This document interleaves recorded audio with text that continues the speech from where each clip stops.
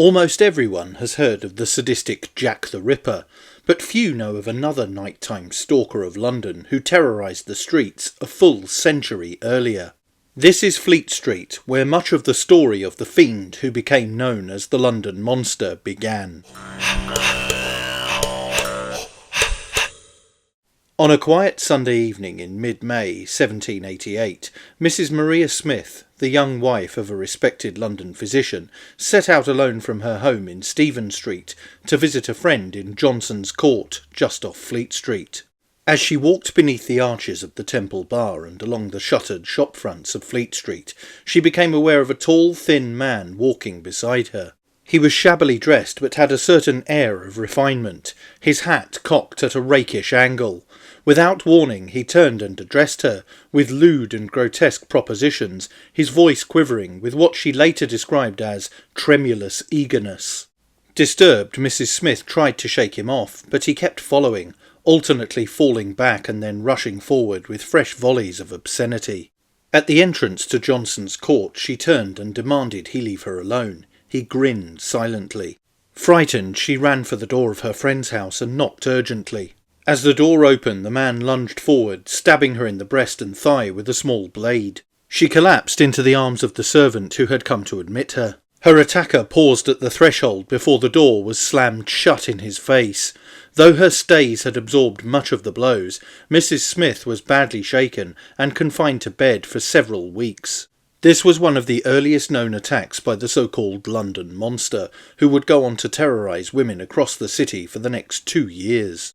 Victims described the same pattern, a man following them, spewing abuse, and then stabbing them with a hidden blade, often in a nosegay, an artificial flower to inhale perfume from to avoid the stench of urban life and rudimentary sanitation. The attacks, which could have numbered as many as 50, caused widespread panic. Women wore metal guards under their clothing, innocent men were attacked by mobs, and the press, particularly in Fleet Street, fuelled the hysteria. But not all attacks fit the same profile. Some were clumsy imitations, others lacked witnesses entirely. There were rumours of hoaxes and even claims of women injuring themselves for a tall tale to tell. Some now believe the monster panic was fuelled in part by copycat attackers, opportunists and an excitable public. In 1790, a flower maker called Rhinnick Williams was arrested after being identified by Maria Smith and another woman. Though the evidence was weak, he was convicted of wounding and sentenced to 6 years in prison. Opinion is divided. Was he the monster, or a scapegoat caught in the chaos of a city desperate for justice and enraptured by fear?